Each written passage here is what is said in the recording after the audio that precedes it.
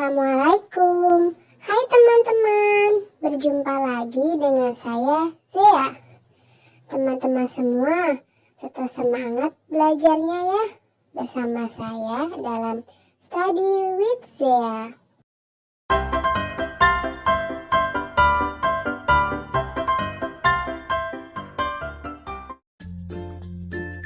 Kali ini kita akan belajar termodinamika mengenai definisi dan sejarahnya.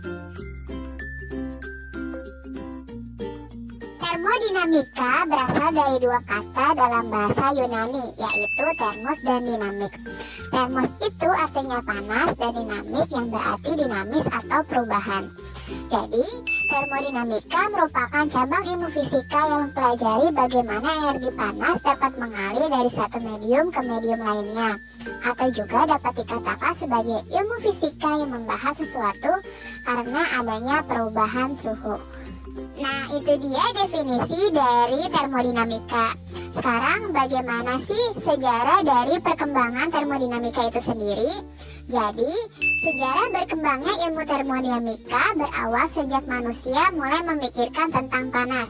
Seorang filsuf dan ilmuwan Yunani yaitu Aristoteles pada 384 sampai dengan 322 sebelum Masehi mengatakan bahwa panas adalah bagian dari materi atau materi tersusun dari panas. Kemudian, penalaran yang dilakukan oleh Aristoteles diteruskan oleh Galileo Galilei pada tahun 1593 yang menganggap bahwa panas adalah sesuatu yang dapat diukur dengan penemuannya berupa termometer air. Beberapa abad setelahnya, Sir Humphrey Davy dan Count Rumford pada tahun 1799 menegaskan bahwa panas adalah sesuatu yang mengalir.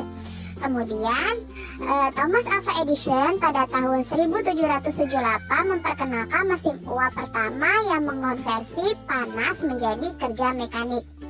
Nah, mesin tersebut disempurnakan oleh Sadi Carnot pada tahun 1824. Saat itu, Carnot berupaya menemukan hubungan antara panas yang digunakan dan kerja mekanik yang dihasilkan. Hasil pemikirannya merupakan titik awal perkembangan ilmu termodinamika klasik dan beliau dianggap sebagai bapak termodinamika. Sejarah selanjutnya, pada tahun 1845, James P. Joule menyimpulkan bahwa panas dan kerja adalah dua bentuk energi yang satu sama lain dapat dikonversi. Kesimpulan ini didukung pula oleh Rudolf Clausius, Lord Kelvin atau William Thomson, kemudian Helmholtz dan Robert Meyer. Selanjutnya, para ilmuwan ini merumuskan hukum pertama termodinamika pada tahun 1850. Setahun sebelumnya, Lord Kelvin telah memperkenalkan istilah termodinamika melalui makalahnya An Account of Carnot Theory of the Motive Power of Heat. Setelah mempelajari mesin Carnot, Lord Kelvin dan Planck menyimpulkan bahwa suatu mesin siklik tidak mungkin kalor yang diterima mesin diubah semuanya menjadi kerja. Selalu ada kalor yang dibuang oleh mesin. Menurut Clausius, besarnya perubahan entropi yang dialami oleh suatu sistem ketika sistem tersebut mendapatkan tambahan kalor atau Ki pada temperatur tetap dinyatakan melalui persamaan, yaitu total entropi dari suatu sistem termodinamika terisolasi cenderung untuk meningkat seiring dengan meningkatnya waktu mendekati nilai maksimumnya. Selama tahun 1873 sampai dengan 1976, fisikawan matematika Amerika Josiah Willard Gibbs menerbitkan 3 makalah. Salah satunya adalah On the Equilibrium of Heterogeneous Substance.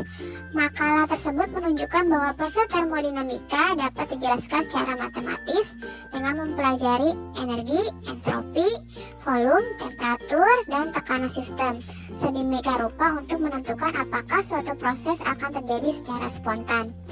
Pada awal abad ke-20, ahli kimia seperti Gilbert and Lewis, Merle Randall, dan E.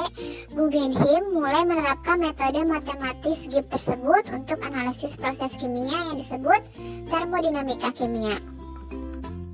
Selanjutnya, pada tahun 1885, Boltzmann menyatakan bahwa energi dalam dan entropi merupakan besaran yang menyatakan keadaan mikroskopis sistem.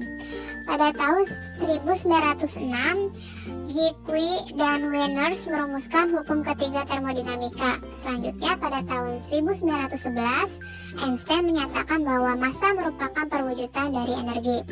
Hal ini kemudian dibenarkan oleh fisikawan mekanika kuantum pada tahun 1900 sampai dengan 1940 bahwa radiasi sebagai bentuk energi bisa bersifat sebagai partikel.